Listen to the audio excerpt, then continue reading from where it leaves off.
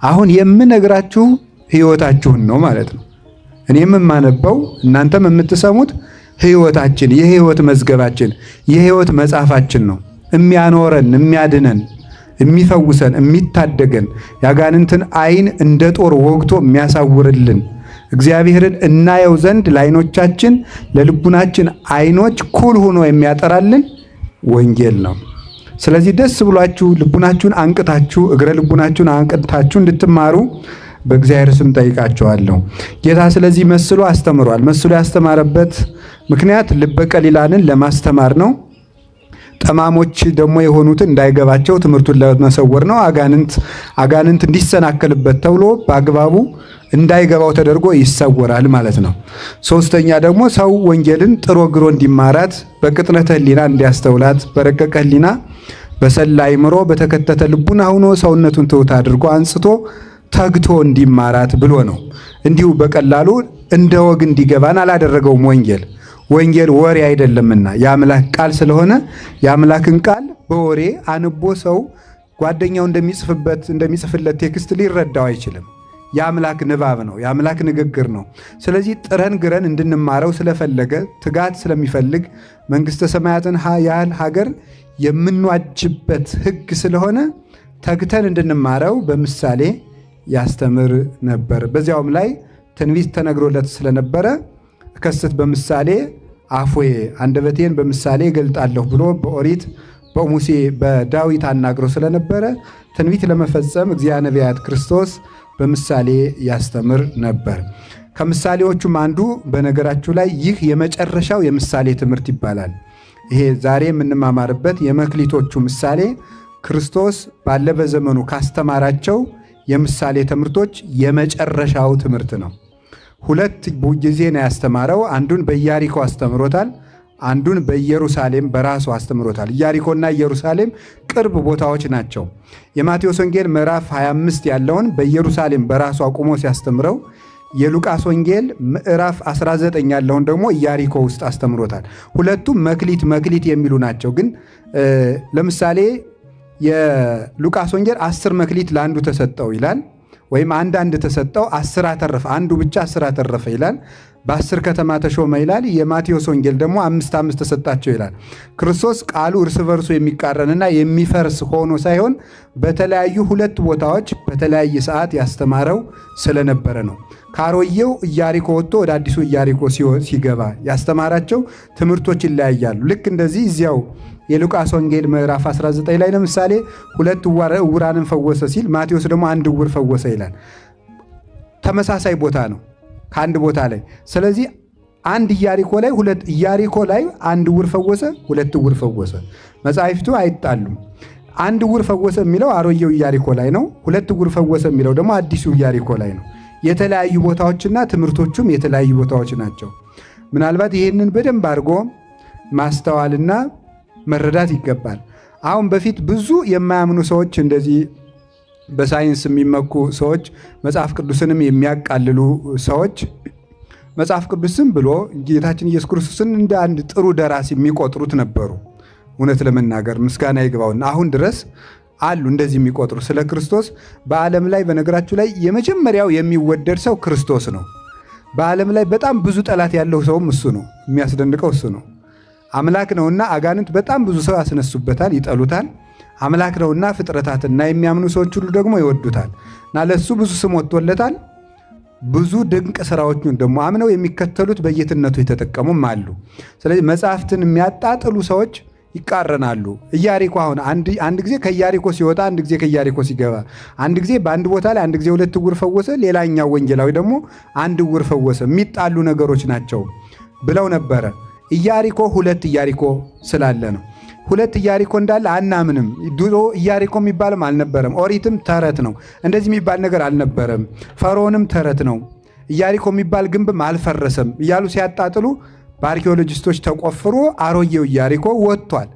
አሁን አሮጌው ኢያሪኮ እየተጎበኘው። ስለዚህ 2 ኢያሪኮዎች ስላሉ ይሄን ያስተማረበት ክፍል ነው ማለት ነው። እንደዚህ ያለ ትምህርት እንደማይሰማችሁ ጭምር በእርግጥ አውቃለሁ። ሌላ ቀን ትሰሙታላችሁ ብዬ ነው እንጂ፣ ምክንያቱም የምትወዱት ቀለል ያለ ነገር ነው። ክርስቶስ በቃ ይሄ እንጀራ በላ አይነት ነገር የበሉት ሰዎች 5000 ነበሩ ምናምን ትወዳላችሁ። እንደዚህ ያለ ግን ዝም ብሎ ይሄ የቁጥር የተውሰበሰበ ነገረ መለኮት ምናምን ነገር ሲገባ እንቅልፋችሁ ነው የሚመጣው። ይሄን አውቃለሁ። እና እንደው አንድ ጊዜ መምህር ወልደ ትንሣኤ የሚባሉ መምህር አሉ። ሞጣ ብሉይና አዲስ ያስተምሩ የነበሩ አሁን አዲስ አበባ ናቸው። እና ምን ብለው አስተማሩ? በጣም የሚያስደንቅ ነገር ስለተናገሩ ደስ ይለኛል። ያን ልድገመው። በገለባ የተሟሸሙ ምጣድ በእንጨት አይጋግርም። እንዴት ጥሩ ነገር ነው የተናገሩት። እና ቢሉት ሰው ፈዞም ቢያላቸው እያስተማሩና በገለባ ተሟሽታችሁ እኮ ነው አሉ። እንግዲህ በገጠር ትልል እናቶች በገለባ ካሟሹት ያ ምጣድ ሁል ጊዜ በምንድን ነው የሚጋገረው? በገለባ ነው የሚጋገረው። በእንጨት ከተጋገረ ደግሞ በምን ነው የሚጋገረው? እና እናንተ በገለባ ተሟሽታችኋል። ቀለል ይሄ ዘፈን ስላሟሻችሁ ቀለል ያለ ነገር ነው የምትወዱት ይመስለኛል። ነው እንግዲህ ባህሪያችሁን አላውቅም። ቀለል ያለ ወሬ ምናምን ሐሜት ስላሟሻችሁ እንደዚህ ያለ ነገር ብዙም ጠጣር ነገር አትሰሙም። ለጋ ይሄ ጥርስ ያላወጣ ልጅ ፍትፍት እንጂ አጥንት መቆርጠም እንደማይችለው ማለት ነው። ፍትፍት ገንፎ ነው የሚበላው እሱ ጥርስ አላወጣም።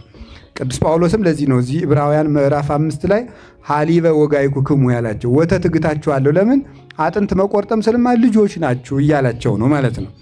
እና እንግዲህ እግዚአብሔር ልቡናውን ያድለን። እና መስሎ አስተምሯል ጌታ። ሲያስተምር እንዲህ ብሎ አስተማረ። በደንብ ስሙኝ በሞቴ መጨረሻ ላይ ያስተማረው ትምህርት ነው ይሄ። ለምንድን ነው መጨረሻ ላይ ያስተማረው? መጨረሻ ላይ እመጣለሁ ብሎ በምን ዋጋ እንደምናገኝ የነገረን ነው። ሊሰቀል ሲል ነው ይሄን ትምህርት ያስተማረው። ጥቂት ሲቀረው 2 ቀን 3 ቀን ሲቀረው ሊሰቀል ሲል ያስተማረው። የማቴዎስ 20 21 22 23 ያሉትና ደግሞ ሉቃስ 19 20 እነዚህ መጨረሻ ሊሰቀል አካባቢ ያስተማራቸው ትምህርቶች ናቸው። እመለሳለሁ፣ በዚያው አልቀሩም፣ ተመልሼ መጣና ዋጋችሁን እከፍላችኋለሁ፣ ዋጋችሁን እምሰጣችሁ ደግሞ በዚህ ነው። እና ይሄ ማቴዎስ ወንጌል ምዕራፍ 25 ሁሉም የመንግስተ ሰማያት ናቸው። የመንግስተ ሰማያት ዋጋ ወንጌል ተብሎ ነው የሚጠራው። ዋጋ የምናገኘው በዚህ ተሰፍረ ነው። ልክ ይሄ ነው ማለት ነው። እና ይህንን ምዕራፍ ማወቅ መንግስተ ሰማያትን ማወቅ ነው። እና ወበከመ ብእሲ ዘይነግድ ወፀዋ አግብርቲሁ ወወሃቦሙ ንዋዮ ይትገበሩ ቦቱ። ሩቅ አገር እንደሚሄድ ሰው ባሮቹንም ጠርቶ ወጥተው ወርደው ያተርፉበት ዘንድ ገንዘቡን እንደሰጣቸው ሰው መንግስተ ሰማያት ይህችን ትመስላለች ይላል። ታሪኩን በደንብ ያዙት። እንግዲህ ኋላ ሲተረጎምም እንድትይዙት ማለት ነው። ሩቅ አገር እንደሚሄድ ሰው ቅዱስ ዮሐንስ አፈወርቅ ሳምንት እሑድ የሚያስተምረውን የመጽሐፍ ቅዱስ ክፍል ምዕመናን አንብበው ሰንብተው እንዲመጡ ያደርግ ነበረ። ከዚያ በኋላ በደንብ ጥያቄ ተነስቶባቸው እሱ ሲያብራራ እንዲገባቸው ማለት ነው። እናንተ እግዚአብሔር የተመሰገነ ይሁን አታነቡ። አሁን የዛሬውን አንብባችሁት መጣችሁ ቢሆን ኖሮ ንባቡ አያስፈልግም። ንባቡን ትቼ ዝም ብዬ እንደዚህ ያለው እንደዚህ ነው፣ እንደዚህ ያለው እንደዚህ ነው ነበር የሚያስፈልገው። እና አታነቡም። ንባቡንም መንገር ያስፈልጋል። እና አነቡ ባካችሁ። እውነቴን ነው ማለት ነው። አንዳንድ ጥቅስ እንዲሁ ጴንጤ በሚወረውረው አንድ ጥቅስ እየተደናበራችሁ ሁልጊዜ ትልልቅ ትምህርት መማር ሲገባችሁ እናንተን ለመጠበቅ ለእነሱ መልስ በመስጠት እኛም ተሰቃይተን መሞት። ሌላ ስንት ምስጢር መነገር ሲገባው እነሱ ደግሞ ብልሃተኞች ናቸው። ለምሳሌ አምና አንዱ እብድ መጥቶ ለታምረ ማርያም ስግደት አይገባም አለ። ሆ አለ ህዝቡ። ለእሱ መልስ የሆነ ቀን ደግሞ ይመጡና ደግሞ ገድለ ተክለ ሃይማኖት ስህተት አለበት ደግሞ ለእሱ መልስ ደግሞ አሁን ምክንያቱም ያለ የቤት ስራ እንዳንቀመጥ ነው። ለ6 ወር አንድ የቤት ስራ ይሰጡናል። በሱ ህዝቡን ስናስረዳ ኧረ እባካችሁ ይሄ እንደዚህ ነው፣ እመቤታችን መድኃኒት ትባላለች ምናምን 6 ወር። ገድለ ተክለ ሃይማኖት እንደዚህ ነው 6 ወር። ነገ ደግሞ ገድለ ክርስቶስ ሰምራ ይላል። የኢትዮጵያ ገድል ተቆጥሮ ላይ ያልቅ ነገር ይመጣና ደግሞ ገድለ ክርስቶስ ሰምራ ስህተት አለበት። ትክክል ናት እናታችን እንደዚህ ናት 6 ወር። እናንተም በምልአት ትምህርት ቢኖራችሁ እንደዚህ ያለውን ነገር መምህራን አልነበረም መልስ የሚሰጡት፣ ራሳችሁ ነበር መልስ የምትሰጡት። ትልልቅ ትምህርት እንድንማር አንብቡ፣ ማወቅ አለባችሁ። ያለ እውቀት አትኑሩ። ክርስትና ድንቁርና አይደለም። መጽሐፍ ቅዱስ የተጻፈው ለእኛ ነው፣ የህይወታችን መዝገብ ነው። እና አነቡ። መንግሥተ ሰማያት ሕገ ወንጌል ተስፋ እግዚእነ ኢየሱስ ክርስቶስ ባሮቹን ጠርቶ ወጥተው ወርደው ያተርፉበት ዘንድ ገንዘቡን የሰጣቸው ሰው ይመስላል። ቦ ለዘወሃቦ 5 መክሊተ 5 መክሊት የሰጠው ሰው አለ። 5 መክሊት ለሰጠው ሰው ገንዘቡ አለው ማለት ነው። ወቦ ለዘወሃቦ ክልኤተ መክሊተ 2 መክሊት የሰጠው ሰው አለ። 2 መክሊት ለሰጠው ሰው ገንዘቡ አለው። ወዘውሃቦ አሐተ መክሊተ አንድ መክሊት የሰጠውም ሰው አለ። ወለኩሎሙ ለለ አሐዱ አሐዱ በአምጣነ ይክሉ ወሃቦሙ ወነገደ በጊዜሃ ለሁሉም ለእያንዳንዳቸው በሚችሉት መጠን እንደየአቅማቸው እንደየችሎታቸው ገንዘቡን ሰጥቷቸው ሩቅ ሀገር ሄደ ይላል። ወሆረ ዝኩ ዘሐመሰ መካሌ ነሳ ወተገበረ ቦቶን ወረብሃ ካልአተ ሐመሰ መካሌ 5 መክሊት የወሰደው ሰውዬ የተቀበለው ሰውዬ ወጥቶ ወርዶ 5 መክሊት አተረፈ። ወከማሁ ዘሃደሂ መካሌ ነሳ ዘክሌተሂ መካሌ ነሳ 2 መክሊት የወሰደው ሰው ወረብሃ ቦቶን ካልአተ ክሌተ መክሊተ እነሱም ደግሞ ወጥቶ ወርዶ ሌሎች 2 መክሊቱን አተረፈ። 2 መክሊት የወሰደው ሰው ወጥቶ ወርዶ ሌላ 2 መክሊቶችን አተረፈ። ወዛሐተሰ መክሊተ ነሳ 2 መክሊት የወሰደው ሰው ሐለፈ ወከረ ምድረ ወሀባ ወርቀ እግዚኡ ሄደና መሬቱን ቆፍሮ ጥልቅ አድርጎ ቆፍሮ ሌባ ያታልለኛል፣ ወንበዴ ይቀማኛል፣ አላዋን ነገሥታት ያስጥሉኛል ብሎ የጌታውን ወርቅ ጉድጓዱን ጥልቅ አድርጎ ቆፍሮ ቀበረው። ወምድኅረ ብዙ መዋይል አተወ እግዚኦሙ ለሉ አግብርት ወኀዘ ይትሐሰቦሙ ከብዙ ዘመን በኋላ የእነዚህ አገልጋዮች ጌታ ተመልሶ መጣ፣ ይተሳሰባቸውም ጀመር ይላል። ወመጻ ዘሐመሰ መካሌ ነሳ 5 መክሊት የወሰደው ሰው መጣና እንዲህ አለ።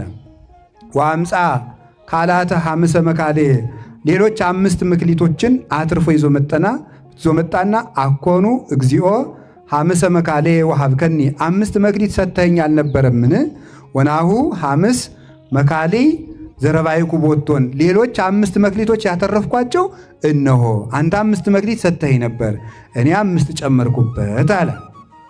እዛ ጌታ ምን አለው? ወይቤሎ እግዚኡ ኦ ገብር ኄር ወገብር ምእመን ዲበ ውሁድ ምእመነ ኮንከ ወዲበ ብዙ እሰይመከ አንተ በጎ አገልጋይ በጥቂቱ ታምነሃል እና በብዙህ እሾመሃለሁ። በውስተ ፍስሐሁ ለእግዚእከ ወደ ጌታህ ደስታ ግባ አለው ይላል። ወመጻ ዝኩ ዘክሌተ መካሌ ነሳ 2 መክሊት የወሰደው ሰው መጣ። አኮኑ እግዚኦ ክሌተ መካሌ ወሀብከኒ 2 መክሊት ሰጥተኸኝ አልነበርክምን? ወናሁ ካልአት ሐምስ መካሊ ዘረባይኩ ቦቶን እነሆ ያተረፍኩባቸው ሌሎች 2 መክሊቶች አሉ ብሎ 4 አስረከበ።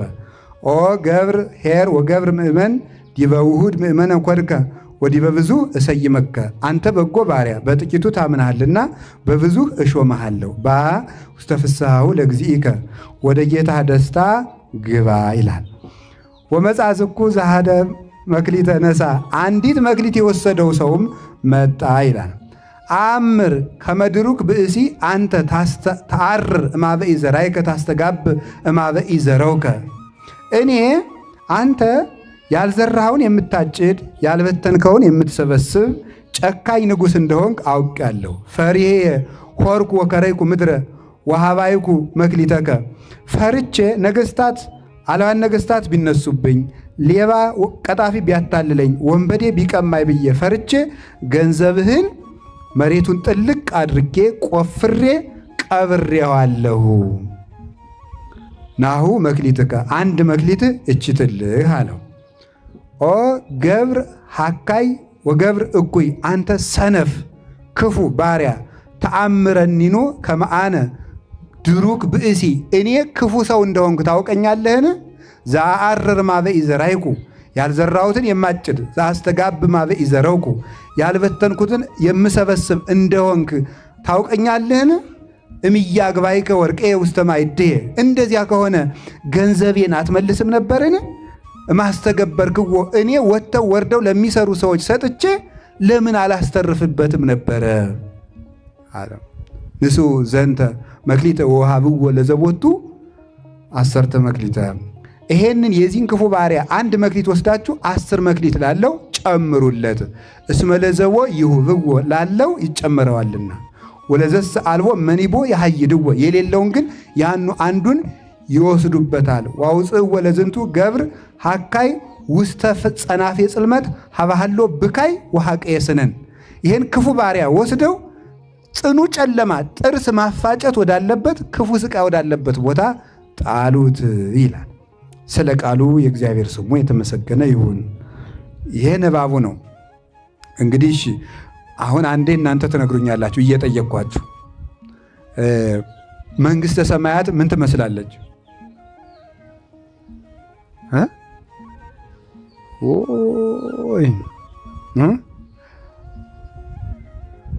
ኢሳይያስ ወዶ አይደለም ይሄ ሕዝብ ደነቆረ ያለ ደንቀወ ዘኒሆሙ ኦራይንቲሆሙ ገዝፋ አልባቢሆሙ ከመይት መየጡ ሀበ እግዚአብሔር ወይሳሃሎሙ እግዚአብሔር ተመልሰው ይቅር እንዳይላቸው ይሄ ሕዝብ ጆሮ ደነቆረ፣ አይኑ ታወረ፣ ልቡ ደነደነ ብሏል። ስሙ እንጂ ጎበዝ መንግሥተ ሰማያት ምን ትመስላለች? ሩቅ አገር የሚሄድ በሉ አንድ ጊዜ ባሮቹን ጠርቶ አትርፉበት ብሎ ምን የሰጠ ሰውን ትመስላለች? ገንዘቡን የሰጠ ሰው ትመስላለች ይላል። እሺ ስንት ባሮች አሉት ሰውየው? ሶስት። ለአንዱ ስንት ሰጠው? ለአንዱ ስንት ሰጠው? አንድ ሰጠው። ለሁሉም እንደምላቸው ሰጣቸው፣ እንደየአቅማቸው ሰጣቸው። እሺ ሰውየው ተመልሶ መጣ። መቼ ነው የመጣው? ከብዙ ዘመን በኋላ። ምን አረጋቸው? መጥቶ ተሳሰባቸው። እሺ 5 የተቀበለው ስንት አተረፈ? 2 ያተረፈው 1 ያተረፈው 1 5 የተሰጠው ሰውዬ 5 ሲያተርፍ ስንት ይኖረዋል? 2 ያተረፈው 2 ሲያተርፍ ስንት ይኖረዋል? 1 ያተረፈው ምን አደረገው? ቀበረው። እሺ 5 ያተረፈውን ምን አለው? ምን አላችሁ? በጥቂቱ አምነሃልና በብዙ ሾመሃለሁ። 2 ያተረፈውንስ በጥቂቱ አምነሃልና ከዛ መጨረሻ ላይ ምን አለው? ወደ ጌታ ደስታ ግባ። ያኛው ምን አለው? የዚያኛው ደግሞ ምንድን ነው የተባለው? አንድ አትርፍ ያለው ምክንያቱም ቢጠፋብኝ ብዬ እችኑ ጠብቄ አምጥቼልሃለሁ ሲል ምንድን ነው ያለው? ገብረ ሐካይ ብሎ ምንድን ነው ያለው? ለምን ምን ባረክ ነበር ያለው?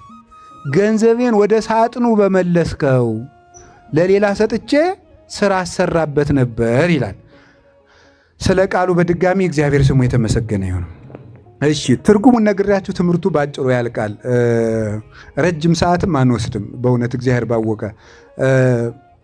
ሩቅ አገር የሚሄደው ሰው ማን ነው? ክርስቶስ ነው። ሩቅ አገር የሚሄደው ሰው ክርስቶስ ነው። ሩቅ አገር የተባለ ሰማይ ነው። ወደ ሰማይ ያረገው እርገቱ ነው። ሩቅ አገር የሚሄድ ሰው ያለ ገንዘብ መስጠቱ የሀብትና የጸጋ ባለቤት መሆኑን ያጠይቅለታል። ጠርቶ ሰጣ። እሱ ጠርቶ የሰጠው ገንዘብ መስጠቱ እሱ አሳየ ሕይወት መዝገበ ረድኤት መጻላ ድህኖ ይላል ቅዱስ ያሬድ። አሳየ ሕይወትን ዋጋ አድርጎ የሚሰጥ መዝገበ ረድኤት ሁሉ ከሱ የሚገኝ እሱ ሰውን ለማዳን መጣ። ክርስቶስ ወሃቤ ሀብታት ነው። ተቀባይ አይደለም፣ ነሳኢ አይደለም፣ ሰጭ ነው። ለዚህ ነው ቃል ሥጋ ኮነ ወሐደረ ላዕሌነ ወሪነ ስብሐቲሁ ከመ ስብሐተ አሐዱ ወልድ ዋሕድ ለአቡሁ ዘምሉ ጸጋ ወጽድቀ ያለው። ጸጋና ክብርን ሞገስን የተሞላ ነው ይለዋል የዮሐንስ ወንጌል ምዕራፍ 1 ላይ ጸጋና ክብርን የተሞላ ነው ማለት ጌትነት፣ ክብር፣ ሀብት፣ ጸጋ ገንዘቡ ነው። እንደ ነቢያት እንደ ሐዋርያት ለምኖ የሚቀበል አይደለም። የሀብት ባለቤት ነው እሱ። ኢሳይያስም ሲናገር ዘስልጣኑ ዲበ መትከፍቱ ያለው ትንቢተ ኢሳይያስ ምዕራፍ 9 ቁጥር 6 ላይ አለቅነት በጫንቃው ላይ ይሆናል ያለ ጌትነት፣ ኃይል፣ ስልጣን ገንዘቡ ነው ማለት ነው። አንድ ሰው ከሌላ ጫንቃ ማለት የራስ ነው። ትከሻ የራስ ኃይል ነው። ኃይል ገንዘቡ ነው። ኃይል በትከሻው ነው ማለት የራሱ ነው። አይለምንም፣ ከአብ አይለምንም፣ ከመንፈስ ቅዱስ አይለምንም። ራሱ የባሕሪ አምላክ ነው ማለት ነው። እንግዲህ ጌታችን መድኃኒታችን ኢየሱስ ክርስቶስ ሀብት በመስጠቱ አምላክ መሆኑን ከምናስረዳበት መካከል አንዱ ነው። ቅዱስ ቄርሎስ ደጋግሞ ክርስቶስ አምላክ አይደለም አምላክ ነኝ ብሎ መቼ አስተማረ የሚሉ መናፍቃንን መልስ ሲሰጣቸው ደጋግሞ የሚነግራቸው ክርስቶስ ሀብት እንዴት ሊሰጥ ቻለ? ቤተ ክርስቲያንንስ እንዴት ሊመሰርታት ቻለ? ቤተ ክርስቲያንስ የእግዚአብሔር ናት ወይስ የፍጡር ናት? የእግዚአብሔር ናት። ክርስቶስ የቤተ ክርስቲያን አምላክ ከሆነ እንግዲያው ቤተ ክርስቲያን የእግዚአብሔር ስለሆነች ምን አለ? ክርስቶስ እግዚአብሔር ነው። ክርስቶስ እንዴት ክህነት ሊሰጥ ቻለ? እንዴት ስልጣን ሊሰጥ ቻለ? እንዴት በአጋንንት ላይ ስልጣን ሊሰጥ ቻለ? እንዴት ሙት አንሱ ብሎ ስልጣን ሊሰጥ ቻለ? እንዴት ድውይ ፈውሱ ብሎ ስልጣን ሊሰጥ ቻለ? እንዴት ኃጢአትን የመስራትና የማሰርና የመፍታትን ስልጣን ሊሰጥ ቻለ? ይሄንን ነቢያት አላደረጉትም፣ ሐዋርያት። ማንም ሰው ኃጢአትን የመስራትና የማሰርና የመፍታት ስልጣን ሊሰጥ አይችልም። እንግዲያው ክርስቶስ ሀብት ነው። ይኸውላችሁ በእኔ የሚያምኑትን ዛቲ ታምር ትተለወሙ ለእለ ያአምኑ በስሜ ማርቆስ 16 ላይ በስሜ የሚያምኑትን ይች ምልክት ትከተላቸዋለች አለ። ምን ይላሉ አለ? ድውይ ይፈውሳሉ፣ እሺ፣ ሙት ያነሳሉ፣ አጋንንትን ያወጣሉ፣ ለምጻሙን ያነጻሉ። በማን ስም? በሱ ስም ማለት ነው። በሱ ስም። በፍጡር ስም ተአምራት ማድረግ ፈጽሞ አይቻልም። ፍጡርም ተአምር የማድረግ ሙት የማንሳት ኃጢአት የማስተስረይን ስልጣን ሊሰጥ አይችልም። እና ክርስቶስ ሀብት እንዴት ሊሰጥ ቻለ? እንግዲያውማ ተመልከቱ፣ ሀብት ከእግዚአብሔር የሚገኝ ከሆነ ክርስቶስም ሀብት ሲሰጥ ከተገኘ እንግዲያው ክርስቶስ የሀብት ባለቤት እግዚአብሔር ነው ይላል። እመቦ ዘኃጥአ ለጥበብ ይላል ያዕቆብ። ጥበብን ያጣት ሰው ቢኖር ይሳል እምኀበ እግዚአብሔር አቡኃ ለምሕረት። ተመልከቱ፣ ጥበብን ያጣ ሰው ካለ ሁሉን ከሚሰጥ የምሕረት አባት ከሆነ ከእግዚአብሔር ዘንድ ይለምን ይላል ያዕቆብ ምዕራፍ 1 ቁጥር 17 ላይ ካለ ጥበብን ያጣ ሰው ካለ ሁሉን ከሚሰጥ የምሕረት አባት ከሆነ ከእግዚአብሔር ይስጥ። እስመ ኩሉ ሀብት ሰናይ ወኩሉ ፍጹም ዘእምላዕሉ ውእቱ። በጎ ሀብት ሁሉ ከሰማይ ነውና ይላል። በጎ ሀብት ሁሉ ከሰማይ ነው። ስለዚህ ጥበብን ያጣ ሰው ፍጡርን ሳይሆን እግዚአብሔር ነው መለመን ያለበት። በጣም መልካም። እንግዲያው ምን አደረገ? አንደኛ ዮሐንስ ምዕራፍ 5 ቁጥር 20 ላይ ስትመለከቱ እንዲህ የሚል ቃል ታገኛላችሁ። ንሕነሰ ነአምር ከመ መጽአ ወልደ እግዚአብሔር ወወሀበነ ልበ ከመ ናእምሮ ለእግዚአብሔር በጽድቅ ዘውእቱ እግዚአብሔር ዘበአማን። ተመልከቱ፣ እኛስ የእግዚአብሔር ልጅ እንደመጣ እግዚአብሔርን እናውቅ ዘንድ ልብን እንደሰጠን እናውቃለን ይላል። እኛስ የእግዚአብሔር ልጅ እንደመጣ እግዚአብሔርን እናውቅ ዘንድ ልብ እንደሰጠን እናውቃለን። አሁን ተመልከቱ፣ መዝሙር 50 ላይ ስታነቡ እንዲህ የሚል ቃል ታገኛላችሁ። ልበ ንጹሐ ፍጥር ሊተ እግዚኦ መንፈሰ ርቱዐ ሐድስ ውስተ ከርሥየ። አቤቱ ንጹሕ ልብ ፍጠርልኝ ይለዋል። ማን ነው እንደዚህ የሚለው? እግዚአብሔርን ነው። ዳዊት ልብ ፍጠርልኝ ያለው እግዚአብሔርን ነው። ዳዊት እግዚአብሔርን ልብ ፈጥርልኝ ካለው ልብ የመስጠት ስልጣን የእግዚአብሔር ስለሆነ ነው።